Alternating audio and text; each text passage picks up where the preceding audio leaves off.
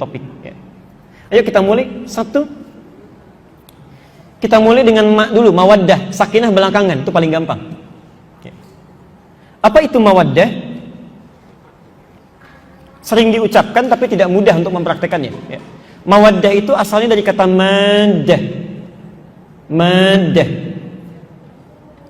Sesuatu yang terkait dengan hal fisik, materi. Fisik, materi. Uang itu maddah. Handphone itu maddah. Tampilan fisik itu maddah. Cara jalan, cara bicara, fisikal sifatnya. Ya. Kata Quran, kalau cinta, kehidupan keluarga ingin langgeng seperti konsep tadi, saling bantu, saling tolong, saling mengayomi, maka yang pertama bisa diwujudkan itu maddah dulu. Maddah. Ya. Sesuatu yang terkait dengan fisik. Kalau sifat fisik ini ingin dibentuk, dimaknai dalam bentuk perhatian, cinta, maka berubah namanya dari maddah menjadi mawaddah. Ya. Di mawaddah itu rasa cinta yang lahir dari perhatian fisik, materi. Ya. Jadi kan nggak bisa dipungkiri ya, bapak dengan ibu tertarik menikah kan asalnya dari fisiknya dulu kan, fisiknya. Ya. Bapak lihat ibu cantiknya, kan? Jalannya, anggunnya, akhlaknya, fisikal. Ibu lihat bapak juga begitu, gantengnya, kumisnya, tegapnya, dompetnya, semua. Oh, udah fisik, fisik, ya betul, fisikal. Ya. Makanya kata Nabi, ciri orang ketika akan menikah itu mencari 4 hal dulu, 4 hal. Ya. Tunkahul mar'atu li arba'in, perempuan dinikahi karena 4 hal. Ya. Kenapa disebut perempuan, tidak sebaliknya ke laki-laki menikah dengan 4 hal tidak? Ini sama saja sebetulnya ya. Ibu cari bapak itu dengan 4 hal, bapak cari ibu pun 4 hal. Ya. Cuma kenapa disebutkan ke perempuan? Karena sifat perempuan menunggu, bukan mencari. Ya. Sifat umumnya. Ya. Satu, maaf, li jamaliha, karena cantiknya, gantengnya, parasnya. Ya. Tapi mohon maaf ya, ini kadang-kadang sering keliru. Ada jamil, ada jamal, itu lain. Ada jamilah, ada jamalah. Ya. Kalau jamil itu pemiliknya, sifat fisikalnya. Ya. Tapi kalau jamal itu nilai keindahannya, kecantikan. Kalau dikatakan inner beauty lah, ya. Dari akhlak, dari tampilan. Ya. Konon kalau paras katanya, maaf, kalau cantik itu relatif, kalau jelek itu mutlak, ya. Sama dengan ganteng begitu. Ya. Tapi ada sesuatu yang kadang saat orang tertarik itu bukan pada tampilan parasnya, bukan. Ya. Kadang-kadang orang cantiknya nilainya 10, ya. Tapi cerewetnya misalnya 11, kan gak enak juga itu. Ya. Saya beri contoh begini. Ibu, Sayyidah Khadijah dengan Zainab cantik mana? Udah pernah lihat? Why? Coba lihat Zainab dengan Khadijah cantik mana, Pak? Perhatikan ya. Zainab itu dalam riwayat disebutkan kalau dilihat itu mata sulit berkedip, wajah sukar berpaling. Saking cantiknya, Pak. Makanya Nabi ketika menikah dengan Zainab itu dituduh oleh orang-orang kafir Quraisy, itu Muhammad hanya akan menikah dengan Zainab karena syahwat saja. Ya. Tapi terbukti dari Zainab ini, Masya Allah, maaf, tidak terlahir keturunan. Dan yang paling hebat, ternyata yang disebut dalam mimpi Nabi, yang disebut dalam keseharian Nabi, itu bukan Zainab, bukan pula Aisyah. Yang disebutnya Khadijah. Ingin tahu bagaimana cantiknya Khadijah? Jamalnya, bukan jamilahnya. Ya. Al-Bukhari nomor hadis yang keempat. Hadis riwayat Al-Bukhari nomor hadis yang keempat.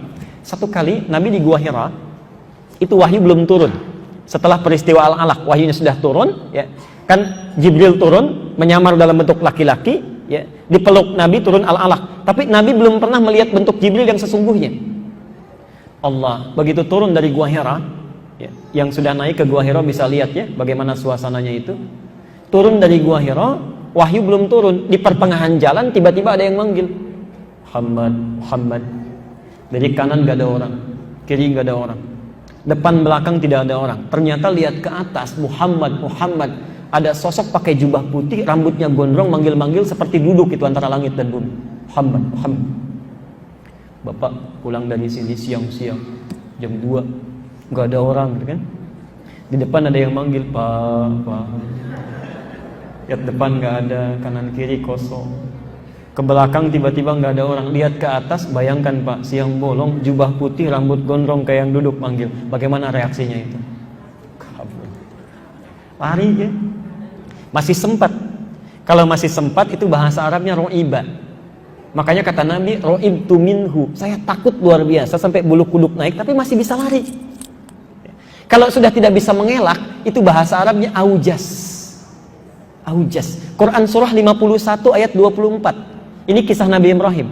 Ya. Bahkan bahasa Qurannya nantang kita itu.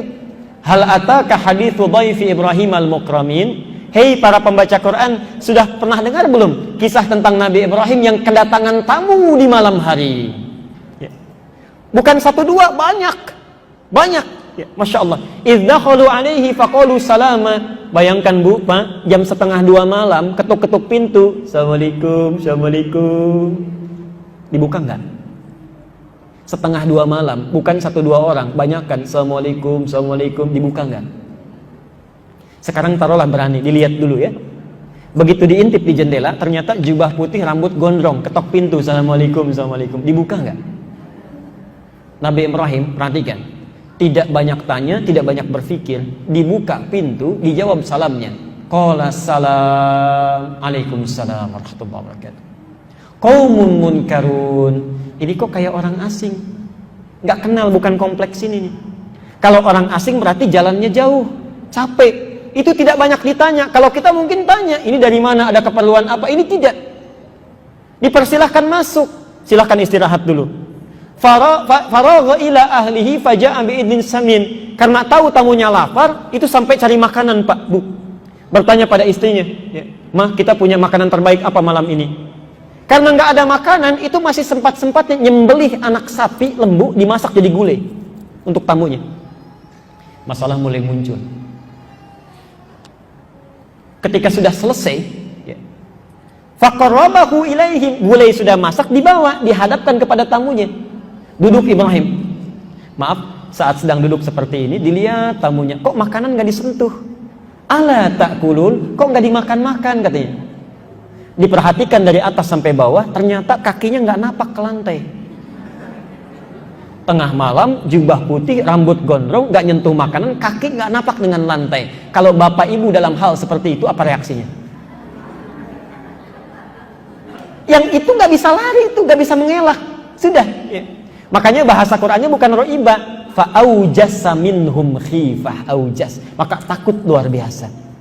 Qalu la takhaf wa basyaruhu bi ghulamin alim. Kata malaikat yang sedang menyamar itu, kamu jangan takut. Ya, jangan takut.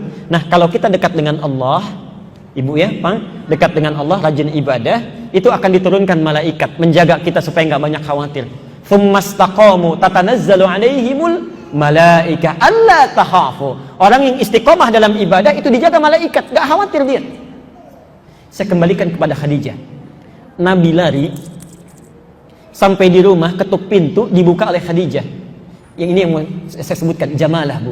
Begitu dibuka oleh Khadijah, Khadijah belum bicara. Melihat parasnya Khadijah saja, itu setengah kegelisahannya hilang. Saking cantiknya.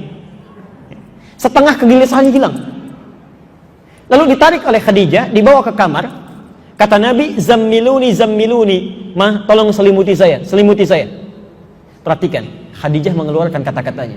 Duhai suamiku sayang, engkau itu orang baik, tidak pernah punya musuh, selalu menyambung silaturahim. Yakinkan pada dirimu, saya selalu mendampingi engkau, selalu bersamamu dalam suka dan duka. Masya Allah. Itu mendengar kata-kata Khadijah, hilang semua kegelisahannya. Turun wahyu, surah Al-Mudaththir. Ya ayyuhal mudaththir kum fa'anzir. Turun wahyu. Poin saya, perhatikan, jamalah yang dimaksudkan dalam hadis ini itu bukan tampilan fisik secara material, tidak, tapi akhlak, kesempurnaan, kebaikan. Ya. Ibu maaf, saya tanya dulu sebentar. Istri Nabi ada berapa? Istri Nabi 9 atau 11? 11 atau 12? 12 apa 13? Tuh. Baik, tolong catat betul ya. Istri Nabi itu diizinkan oleh Allah lebih daripada 4. Karena ternyata setelah ibu keluarkan di Quran, di Sunnah, ternyata seluruh istri Nabi itu mewakili seluruh karakteristik perempuan di muka bumi. Saya ulang ya, Nabi istrinya lebih daripada 4 diizinkan oleh Allah karena ternyata mewakili karakteristik seluruh karakter perempuan yang ada di bumi. Ya. Jadi ibu itu nanti tipikalnya ada yang mirip Khadijah, ada mirip Zainab, ada mirip Aisyah, ada. Istri Nabi itu dari yang paling cemburuan sampai yang paling perhitungan ada, Bu. Sebelum menikah dengan Nabi. Ya. Tapi setelah menikah dengan Nabi, ya Allah, mohon maaf ya, dari yang cemburu dunia jadi cemburu akhirat. Kalau si fulanah itu bisa tahajud, dia tidak, dia akan cemburu. Dari perhitungan dunia pada akhirat. Ya. Tadinya uang belanja, sekarang satu kurma bagaimana bisa menjadi ibadah. Itu jamalah. Ya. Jamalah. Oh. Silakan. Jadi tolong dicek ya, Bapak Ibu sekalian, mohon dicek. Coba sampai dengan siang ini, coba dicek saat ibu pulang, ibu mirip siapa itu? Ya. Apa sudah seperti Khadijah, atau barangkali belum mendekati Zainab, Aisyah, Hafsah, sempurnakan ya. Satu jamalah. Dua, kata Nabi, lima liha, karena hartanya. Karena hartanya. Ini mawaddah, maddah. Ya. Tapi maaf, ada yang salah paham. Perempuan mencari laki-laki yang kaya supaya ingin mapan, hidupnya ingin nyaman. Saya saat di Tripoli ada orang kedutaan mengatakan, Mas Andi, nanti kalau menikah saat ini yang penting itu bukan handsome, yang penting handphone katanya. Mawaddah, maddah, materi, fisikal. Ya. Tapi orang lupa, hati-hati, orang lupanya dua hal. Satu, yang dimaksud maddah mal dalam hadis ini itu bukan tampilan kaya atau miskin, bukan. Maksudnya, kalau seorang suami ingin mencari calon istri, coba cari perempuan yang bisa manage harta suaminya, menyeimbangkan keadaan pola hidupnya dengan penghasilan suaminya. Maaf Pak ya, kalau Bapak punya anak laki-laki misalnya, penghasilan 5 juta, maka maksud hadis ini jangan cari istri yang zakat malnya saja 10 juta misalnya. Itu gak akan nyambung. Gak nyambung. 3, saya percepat. 3, linasabiha, nasab, keturunan, latar belakang, pendidikan. Tapi yang keempat, ini yang mau saya tekankan Bu ya, Pak, akhlak lidiniha. Ini maddah yang paling penting ya, bekal yang paling utama. Lidiniha, kata Nabi, lihat perilaku keagamaannya, sopannya, tuturnya, sholatnya. Mawaddah yang dimaksudkan dalam ayat Quran ini ya, mawaddah wa ja'ala bainahum mawaddah wa rahmah. Mawaddah yang dimaksudkan perhatian fisikal, ibadahnya, sholatnya, ya, bagusnya, akhlaknya, tuturnya, itu yang paling utama. Yang paling utama. Ya. Bapak untuk laki-laki dulu ya, karena ada bapak-bapak ini. An-Nisa 34. An-Nisa 34. Peran suami yang pertama apa di dalam Quran? Ar-rijalu qawwamuna 'alan nisa. Laki-laki itu pemimpin bagi istrinya, ya, bagi istrinya. Ibu, ciri khas pemimpin apa, Bu? Ciri khas pemimpin? Melindungi, apa lagi? Tanggung jawab, apa lagi? Ciri khas pemimpin itu yang paling dominan, tidak mau dipimpin. Itu yang pertama, ya. Makanya kalau ibu mengarahkan sesuatu, jangan seperti pimpinan, ya. Jangan ada 2 matahari di rumah, itu repot tuh ya. Nanti saya masuk pada bagian yang lebih rincinya, ya. Yang mau saya terangkan, hati-hati, saat seorang suami dengan istri sudah menyatu, kadang-kadang suka lupa. Sebelum berumah tangga, mawaddah muncul. Coba kalau sebelum menikah, pulsa dibelikan, kan? Perhatian muncul, sakit gigi aja terbang dari Kalimantan sampai ke Kelapa Gading, muncul. Setelah menikah lupa. Ya. Padahal itu bisa dimunculkan, misal, ya. Saat sedang gelisah, kenapa sih bapak kalau pulang nggak beli kue yang disukai oleh istrinya? Ya. Ibu saat bapak capek nggak masakan makanan kesukaannya, itu mawaddah namanya. Ya. Tapi yang paling penting perhatian yang dimaksudkan, perhatian mawaddah dalam bentuk fisikal. Ya. Sholat, saat bapak mau sholat istrinya diajak, saat mau baca Quran istrinya diajak, tilawah sama-sama, itu mawaddah yang paling berkesan Pak, Bu. Makanya disebut pemimpin, bukan pemimpin dalam hal duniawi saja, tidak, tapi dalam spiritualnya. Mohon maafkan saya Pak kalau bahasanya kurang tepat. Bapak kalau di masjid jadi makmum, tapi di rumah jadi imam. Bagaimana bisa menjadi imam yang baik kalau tidak bisa mengimami? Saya di Garut, ini kisah nyata Bu, Pak. Saat pulang dari Panjalu, di Garut pernah ada satu pertanyaan. Ustadz, ada suami istri sudah menikah, baru menikah, itu laki-lakinya jarang baca Quran. Padahal maharnya mushaf, seperangkat alat sholat plus mushaf. Tapi jarang baca Quran, Masya Allah. Yang hafal, bayangkan, sampai menikah yang hafal cuma Al-Ikhlas saja, Qul Huwallah. Sampai menikah. Saat menikah ibu mertua ingin diimami, subuh baca Al-Ikhlas, maghrib baca Al-Ikhlas karena jahar. Begitu masuk Isya, kata ibu mertuanya, ini kisahnya tadi sampaikan pada kami. Kata ibu mertua, nah, ya, ibu ngerti kalau baca Al-Ikhlas rakaat pertama, tapi tolong yang kedua ganti ya dengan surah lain. Begitu baca waladhdallin rakaat kedua, dia tunggu agak lama, dikira ibu mertua cari ayat yang lain. Ternyata nengok ke belakang dikatakan, "Mah, boleh nggak Qul Huwallah lagi?" katanya. Itu nyata ditanyakan, ya. Ustadz, bagaimana hukumnya? Saya bilang pasti sholatnya batal dan dia mesti belajar. Itu mawaddah. Ya. Terakhir, dan saya tutup dulu di sini, kita bacakan pertanyaan. Ya. Rahmat. Rahmat. Cinta pertama lahir dari mawaddah, perhatian fisik. Ya. Tapi mohon maaf, yang tadinya tinggi, tegak, tiba-tiba bisa mulai membungkuk. Yang tadinya kulitnya kencang, halus, tiba-tiba mulai keriput. Ya. Bahkan mohon maaf, awal-awal ibu, suami mau bekerja kan suka dimasakin ya. 8 jam cari resep, cari menu, dimasak-masak, sudah jadi. Kemudian tiba-tiba, mohon maaf, disampaikan pada suami jadi bekal. Di jalan, bapak menemukan orang yang belum makan selama 3 hari. Pak, mohon bantu. Bapak kasih nggak makanannya? Istri sudah masak 8 jam tuh sambil cari resep.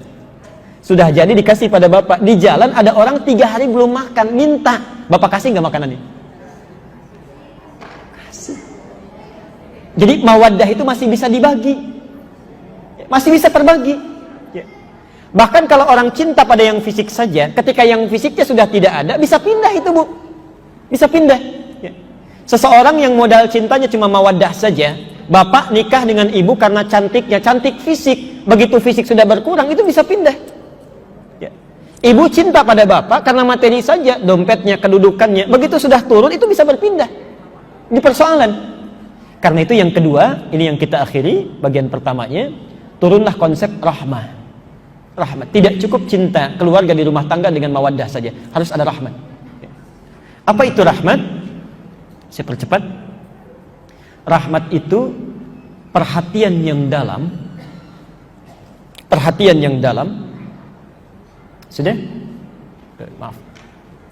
Perhatian yang dalam yang lahir dari ketulusan hati. Yang lahir dari ketulusan hati, itu rahmat namanya. Tempatnya, keadaannya disebut dengan rahim. Rahim. Ibu punya rahim, bapak tidak. Kenapa tempat itu disebut dengan rahim? Mohon maaf kalau ungkapannya kurang tepat atau kurang berkenan. Karena di tempat itu ada sosok yang saking disayangnya setulus hati, ibu rela menderita, yang penting dia tenang. Miring kanan susah, kiri sulit, sakit, perlu dipijit-pijit, yang penting dia tenang. Makanya kata para sebagian ulama, kenapa bayi itu ketika lahir dia menangis? Hikmahnya karena takut tidak merasakan lagi ketentraman saat berada dalam rahim. Saking disayangnya itu. Insyaallah. Nah, kalau rumah tangga itu ingin awet, ingin bagus, maka dahulukan oleh suami terlebih dari istri, itu rahmat. Dorong dengan rahmat. Ya. Bapak mengajak ibu untuk tahajud, jangan cuma karena tanggung jawab saya, dengan rahmat, dengan sayang, tulus. Ibu mengajarkan pada ayah misalnya, dorong supaya mau berjamaah ke masjid dengan rahmat. Ya, itu akan luar biasa, Masya Allah. Luar biasa. Susah untuk dibagi Bu, Pak. Ya. Bagaimana caranya? Ini yang mau saya tutup. Quran surah ke-91 ayat 7-10. Dan di sini seringkali bencana di rumah tangga muncul. Karena tidak bisa rahmat dipraktekkan, jangankan 30 tahun, ada yang baru 3 bulan sudah berpisah karena hilang ini nih. Bahkan disebut oleh Quran, kalau konsep ini dipraktekkan, itu kehidupan tenang, itu luar biasa, gak banyak masalah. Yuk kita mulai. Wa nafsi wa ma sawwaha fa'alhamaha fujuraha wa taqwaha. Pelan-pelan. Saya mau tulis ya, di sini nggak ada. Di sini nggak ada, saya alihkan ke sini.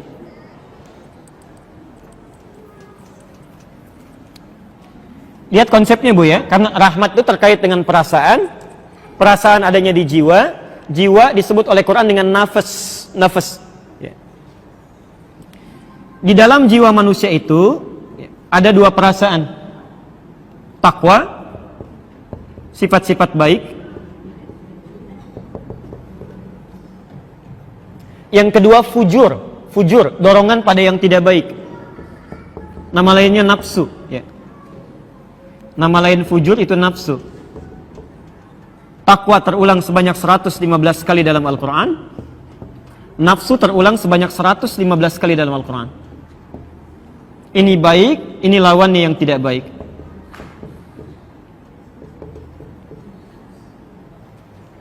Sekarang fokus dengan saya. Saat Allah mengatakan di jiwa kita ada potensi baik disebut dengan takwa, ya, itu wujudnya bisa macam-macam. Misal, sabar itu takwa. Di saat ada orang mencela ibu bisa sabar, peluangnya ada, karena di dalam diri kita ada takwa. Ya. Jujur itu takwa. Tawadhu, rendah hati itu takwa. Tapi saat yang bersamaan, mohon maaf, ketika sabar itu muncul, itu dibuat oleh Allah lawannya di sifat fujur. Lawan dari sabar apa? Misal, marah. Ya, marah. Jadi dalam diri kita itu ada peluang bisa sabar, tapi ada potensi juga untuk marah. Ya. Seseorang mencela kita, ibu bisa milih itu. Ya. Bisa sabar, bisa marah, silahkan. Tapi kalau ibu bisa memilih yang baik, kenapa yang buruk yang muncul? Saat Allah menciptakan jujur, dibuat lawannya. Lawannya dusta, bohong. Saat Allah menciptakan rendah hati, tawadhu, ada lawannya. Apa namanya? Sombong. Sekarang perhatikan, di sini konsepnya. Kita gagal dalam memahami ini, rumah tangga seringkali ada masalah. Lihat konsep Qurannya. Sifat ini yang fujur, yang tidak baik, ternyata diciptakan oleh Allah bukan untuk membuat manusia bermasalah, menjadi tidak baik. Tapi sifat ini diciptakan oleh Allah untuk menjadi katalis kalau dalam ilmu kimia itu. Ya. Menjadi katalis, ya. Menjadi pemancing, ya, supaya melatih yang sifat baik-baik ini muncul. Ya. Sifat yang jelek diciptakan, yang kelihatan jelek, bukan ingin menjadikan kita jelek, tapi sebetulnya untuk melatih yang baik-baik ini muncul. Kalau marah tidak diciptakan, bagaimana sabar ketahuan? Kalau dusta tidak dibuat, bagaimana jujur bisa tampak, gak akan kelihatan. Nah, cara paling mudahnya kata Quran, kalau kita mendapati sifat marah itu hadir pada lawan bicara kita, maka pahami, ya, posisikan sifat marah itu untuk melatih yang sabar dari kita supaya muncul. Ya. Cara gampangnya, kalau ada di depan kita marah, yakinkan marah itu dimunculkan supaya sabar saya itu muncul. Marah dicipta supaya saya sabar. Ya. Di cara cepatnya, kalau ada orang marah, kita cepat sabar. Ya. Jelas ya? Ada orang bohong, kita harus jujur. Jelas sampai sini? Ya. Jadi kalau ini diterapkan dalam rumah tangga, enaknya luar biasa. Contoh, bapak pulang dari kantor, marah. Ya. Marah itu dibuat pada bapak, dititipkan, bukan ingin menjadikan bapak pemarah, bukan. Tapi untuk melatih kesabaran di ibu supaya muncul. Berbahagialah kalau suami sedang marah. Itu artinya sedang dilatih kesabaran. Ayo sebaliknya, cemberut apa lawannya? Senyum. Bapak kalau lihat ibu sedang cemberut, bapak diminta senyum. Gampang. Mah kenapa ya? Kayaknya kenal, selesai masalah. Ini kadang gak nyambung. Istri cemberut, suami marah, gak nyambung. Kenapa kamu begitu? Emang kenapa? Mulai masalah di sini. Teorinya gampang, prakteknya yang tidak mudah ya. Ustadz juga begitu, sama ya, sama. Makanya jarang ada ustadz ceramah bawa istrinya, jarang gitu. Jarang. Oke. Saya mau berkisah, saya nanti bacakan pertanyaannya setelah ini. Ini pernah dipraktekkan oleh satu keluarga. Ini masya Allah, saya sering kisahkan ini dalam setiap sesi fikih rumah tangga. Kami punya kerabat di Karawang. Itu masya Allah, soleh, istrinya soleha, punya anak 3. Menerapkan konsep ini sampai sekarang masih nyaman. Pulang dari kantor, saya persingkat, itu suasana capek, lelah, lapar. Istri biasa begitu pulang nyambut depan rumah, cium tangannya, sudah assalamualaikum. Qadar Allah masakan belum siap. Kata suaminya, "Mah, tolong buatkan pengganjal apa saja." Istri ke dapur dibikinkan mie, Bu. Karena saking sibuknya lupa, garam buat sayur masuk ke mie 1 sendok, diputar. Itu nyata, masukkan. Apa rasanya kira-kira? Oke.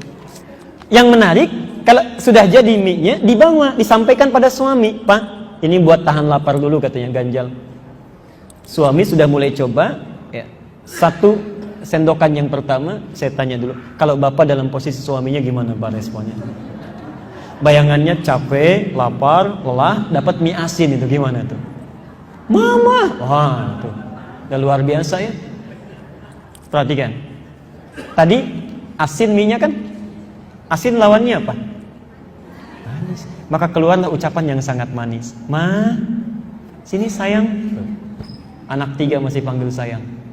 Datang. Saat datang, apa kata suaminya? "Lama rasanya nggak makan berdua ya. Sini duduk samping papa." Ibu kalau dibegitukan tuh sama suami gimana rasanya? Belum selesai, ini nyata. Ya, belum selesai. Kata suaminya, "Sini papa suapin." 3. Masya Allah. Begitu disuapi, istrinya sudah tenang-tenang, senyum-senyum, ternyata tahu minyak asin. Bukan tertawa, tapi jatuh bersujud di kaki suaminya, nangis. "Bapak, mama nggak sengaja," katanya. Tapi suaminya bagus sekali, manis sekali perilakunya. "Mama jangan begitu, bangun. Papa kan cuma bilang, lama rasanya nggak makan berdua," katanya. Ibu tahu nggak, Pak? Tadinya lapar yang hadir, capek hilang seketika gara-gara persoalan mie asin. Hilang laparnya, masak berdua di dapur, cinta tumbuh bersama, sudah. Enak itu, nyaman. Kalau konsep ini diterapkan, yang kecil-kecil nggak akan diperbesar, yang besar jadi kecil. Seringkali kan persoalan muncul karena cara pandang saja, Pak. Ibu mau kondangan, bawa pakaian 2. "Pak, mana yang bagus ya? Yang hijau atau yang merah?" Nanya pada kita jawab, "Kayaknya yang hijau deh, Ma." "Ah, masa sih, kayaknya merah deh." Katanya nanya, kita jawab masih protes juga. Begitu keluar pakai kuning, Pak. Kan luar biasa itu. Ya, kita sudah komentari kan. Nah, itu kan persoalan ya. Baik, saya cukupkan dulu untuk materi, saya bacakan dulu ya, sebentar.